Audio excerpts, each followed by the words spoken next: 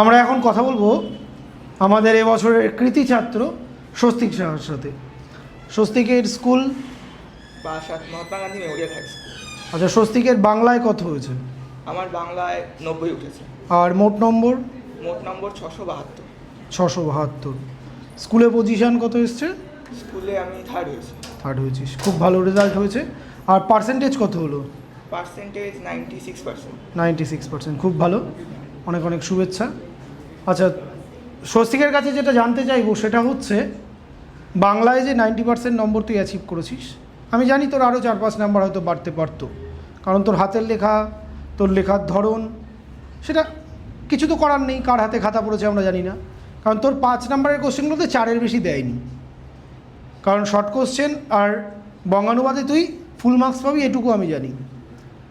School 10-10 দিয়েছে, মানে 50-এ 50 এখানে হয়েই গেল, বাদবাকি 90, মানে বাদবাকি 50-এ 40 পেয়েছিস, মানে সবগুলোতেই 4 করে অ্যাভারেজ দিয়ে গেছে, রচনায় 8 দিয়েছে। তো তুই কীভাবে প্রিপারেশনটা নিয়েছিস সেটা আমাকে বল। তোর প্রিপারেশনটা জানাটা খুব দরকার আমাদের পরবর্তী যারা রয়েছে তাদের জন্য। প্রথমত সিলেবাস শেষ করার পর বারবার রিভিশনটা তো জরুরি, আর সবথেকে যেটা জরুরি সেটা হচ্ছে ওই এমসিকিউ প্র্যাকটিস করা। কারণ শর্ট প্রশ্ন যেহেতু এই সিলেবাসটা একটা কমন সিলেবাস, এর থেকে যত সহজ প্রশ্ন হওয়ার হয়ে গেছে, তো কঠিন কোয়েশ্চেনই আসার চান্স বেশি। খুঁটিয়ে পড়লে যত খুঁটিয়ে পড়া যাবে। ব্যাকরণের ক্ষেত্রে তো কোয়েশ্চেন রিপিট হয় না, ব্যাকরণের ক্ষেত্রে চান্স বেশি থাকে অন্যরকম কোয়েশ্চেন করা। কোয়েশ্চেন ব্যাংক আর 10 বছরের কোয়েশ্চেন আমি প্র্যাকটিস করেছি, ওখান থেকে আমি ব্যাকরণে অনেক কমন পেয়েছি। আর রচনার ক্ষেত্রে আপনার সাজেশান কাজে দিয়েছে, কারণ তার মধ্যে থেকেই এসছে, খুব বেশি যে আমি রচনা দেখেছি তা না, কমনের মধ্যেই এসছে। আর বড় প্রশ্নের ক্ষেত্রে যেটা, সেটা হচ্ছে পয়েন্টে ভেঙে লিখলে তো নম্বর বেশি হয়, আর খাতা সাজানোর ওপর করে, কিন্তু নির্ভর অতটাও করে না। মোটামুটি ঠিকঠাক লিখলে আর অল্প প্র্যাকটিস করলেই হয়ে যায়। বেশি বেশি পড়ার থেকে বেশি প্র্যাকটিস করাটা জরুরি। একদম ঠিক কথা, তুই ঠিকই বলেছিস। এবারে আমি যেটা জানতে চাইবো, তোর তো সায়েন্সের নাম্বারগুলো খুব ভালো এসছে দেখলাম, তো সায়েন্সের কোনগুলোতে কত এসছে? সায়েন্সে অঙ্কে 100, 100 ভৌত বিজ্ঞানে পেয়েছি 97, আর জীবন বিজ্ঞানে 98। আচ্ছা, সায়েন্সের সাবজেক্টগুলোতে প্র্যাকটিসটা কীভাবে করা উচিত যারা 90%-এর উপরে অ্যাচিভ করতে চায় তোর মনে হয়?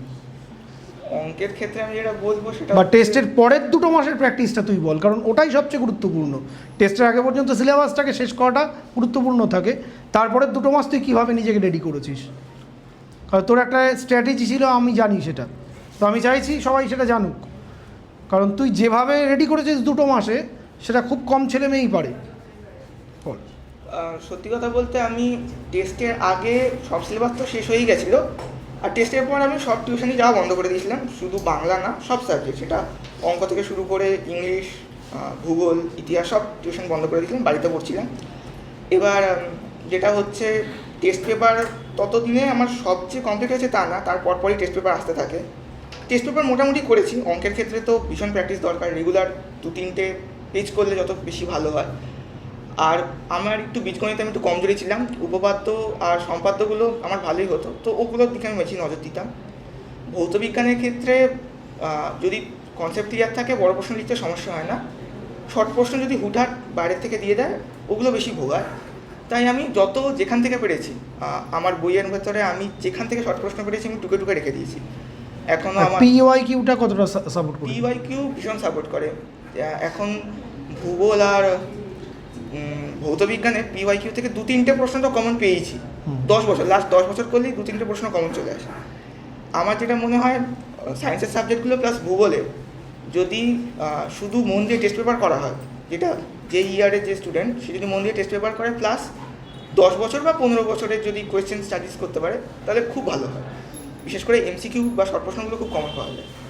আর সায়েন্সের ক্ষেত্রে বড় প্রশ্ন তো যত কনসেপ্ট ক্লিয়ার থাকে তত ভালো লেখা যায়, পয়েন্টে ভেঙে লিখলে বেশি নম্বর। তো তোর ভবিষ্যতের কোন দিকে যাওয়ার ইচ্ছা? ভবিষ্যতে আমি তো পিওর সায়েন্স নিয়েছি, যেদিকেই যাব বায়োলজি দিয়েই যাব। প্রথমে নিট দিই, তারপরে দেখা যাক কী করতে পারি। আমরা ঈশ্বরের কাছে প্রার্থনা করি তুই সফল হ, আরও বড় হ, উচ্চ মাধ্যমিকেও ভালো রেজাল্ট হোক, শুভেচ্ছা রইল। এই ঠিক আছে বাবা, ঠিক আছে, ঠিক আছে।